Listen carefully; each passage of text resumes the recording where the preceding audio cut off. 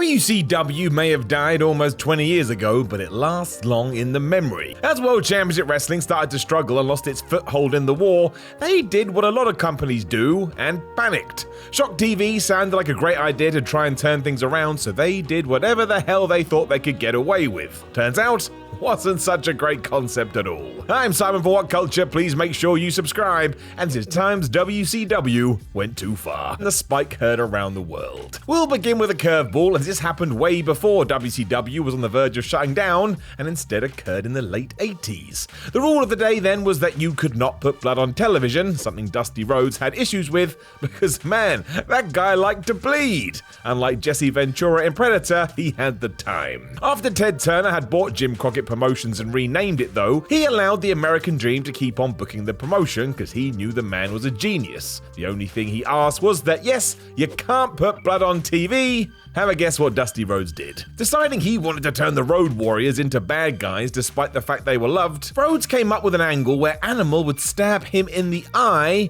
using their famous shoulder pads. It was all leading to a match at Starrcade 88 where the future Legion of Doom would take on Dusty and Sting, and although Turner was livid, he waited till the event was done before telling Rhodes that he could go home for good. And yeah, to be fair, this was more of a case of Dusty going too far as opposed to WCW, but it remains a long talked about example of a company biting itself in the ass. It wasn't massively over or something fans were invested in, and all it did was create controversy. The finger poke of doom. The 4th of January 1999 was a night that changed wrestling forever, and not in a good way. Well, no, from a WWE point of view, it was great because it was when Mick Foley won the world title for the first time. But WCW went in a very different direction and pretty much pissed off their entire fan base. These two events clashed as well because just before we would get this live fiasco, commentator Tony Schiavone was instructed to tell World Championship Wrestling Nitro viewers that they shouldn't turn over to the taped Raw show because all that was happening was Mankind was winning the belt. He then finished that off with, "Ha! That's gonna put butts in seats," and as soon as he had finished those words, around 600,000 people changed the channel. Whoops. They made the right call, mind, because they had stuck with Nitro, they would have been mortified. WCW had their own world title contest on this evening, as Kevin Nash, who had just beaten Goldberg's 173 match winning streak, was taking on longtime friend and now rival Hulk Hogan. Wasn't the worst thing in the world on paper. What was, is that despite all the build and the flipping story, Hogan poked Nash in the chest, he went down like he'd been shot, and the NWO had been reformed, which was the last thing anybody wanted. The audience felt screwed, the competition was having a feel-good moment on the other station, and if you want to say this is when WCW went into complete freefall, I don't think I'm going to argue with you. The madness with Jeff Jarrett and Hulk Hogan. Wrestling is at its best when it's not complicated and makes sense. Of course it is. Some trained athletes hate each other and they want to have a fight. That's it. You don't need to blur the lines to the point of madness. Vince Russo didn't really agree with that statement. His whole MO was to confuse the fans as much as possible to make you think that wrestling used to be fake, but maybe now it was real. But the amount of nonsense he brought to WCW in the year 2000 was something else, topped off by what happened at the Bash at the Beach pay-per-view. I will do my best to explain. Jeff Jarrett was scheduled to defend his WCW world title against Hulk Hogan and was gonna win. Hogan, however, invoked his creative control clause from his contract and said he wouldn't lose, leaving Jarrett to actually come out, lay down in the ring, and tell Hulk to just pin him because of all this. So we were taking backstage shenanigans and just showing it to the audience. For some reason, Hogan then cut a promo on Russo saying how awful all this was, before Vinny himself came out later and said all of that was null and void, and Jarrett was going to take on Booker T instead. What? The plan was for Hogan to return down the line and have a champion versus champion feud, but mercifully we never got to that because higher-ups in the company actually saw some sense. This was terrible 20 years ago, and it is terrible now. Miss Hancock's forgotten pregnancy. Okay, brace yourself for this. On the 13th of August 2000, Miss Hancock and Major Guns, and yes, those names are what you think they are, had a fight in some mud. Because why not? Guns won after kicking Hancock in the stomach, and it was heavily implied that she was pregnant, and this kick may have cost her the child. Oh boy. Over the next few months, this all became part of Nitro as on-screen lover David Flair and Hancock went through all the emotions, including adultery, and naturally the big reveal that David wasn't the father. The narrative then became a case of who was the dad. He and Buff Bagwell even had a first blood DNA match. Flub off. The spotlight was then shone on Jeff Jarrett when all of a sudden, it just stopped.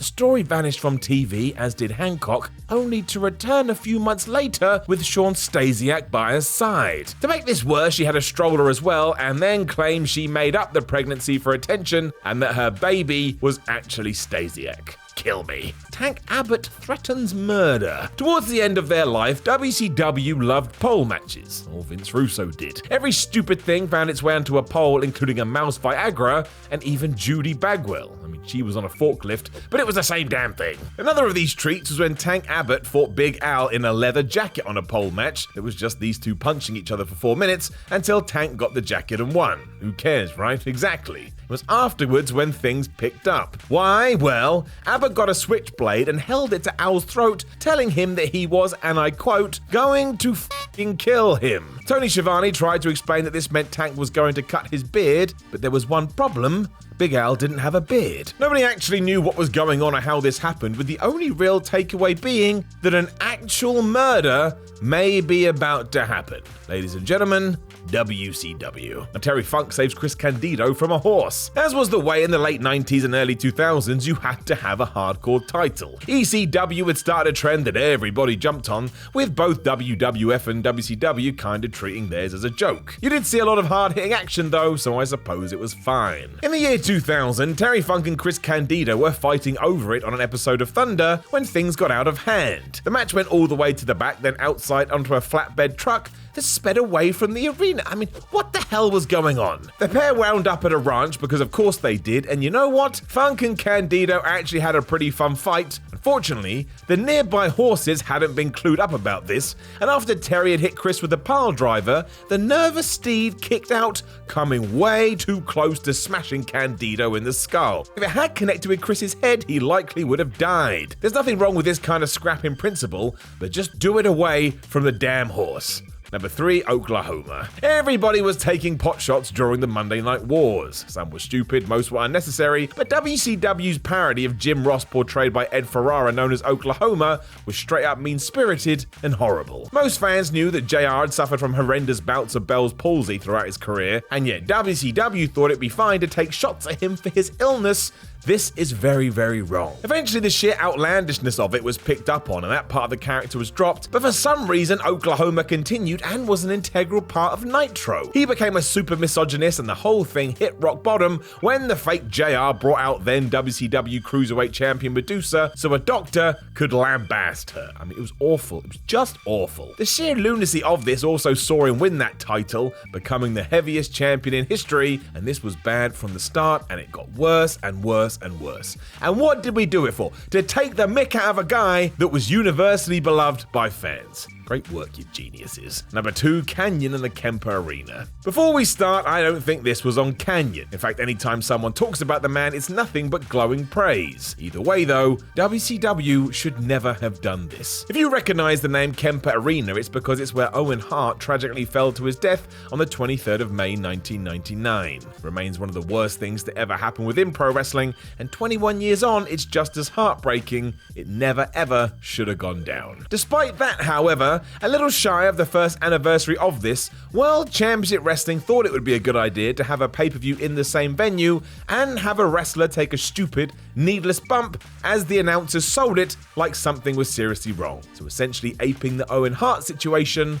What the hell? Teasing death regardless is bad enough, but to do it like this was unthinkable. Canyon was shot off the top of a cage by Mike Awesome as everyone sold it as if the worst had happened. What does make it worse is that both guys would pass away within the same decade, and this is not why we watch wrestling. It is just not. Number 1, the final solution. This one baffles my brain, especially as a Jewish man. What on earth was anybody thinking? As Hulk Hogan had arrived in WCW, of course the promotion was going to jump on the whole "what monster will stop him" gimmick that had been working for years. Before long, a stupid group called the Alliance to End Hulkamania had been established and featured the likes of Ric Flair, Arn Anderson and Meng. If you want to know who else was in it though? The final solution. How? Wow! The real-life Jeep Swenson was given this name, and thankfully after a sea of complaints it got changed. Wasn't that great, as it was switched to the Ultimate solution, and management's claim that they had no idea around the historical meaning of this was even more insulting. If you're lying, you're assholes, and if you're telling the truth, why on earth aren't you more educated? This really was bottom of the barrel stuff, and if it was done to garner some kind of attention, it got all the wrong headlines, so nobody benefited anyway. As some interesting trivia to end this as positively as we can, Swenson actually went on to play Bane in the Batman and Robin movie, although sadly passed away 2 months after it was released. Man, oh dear.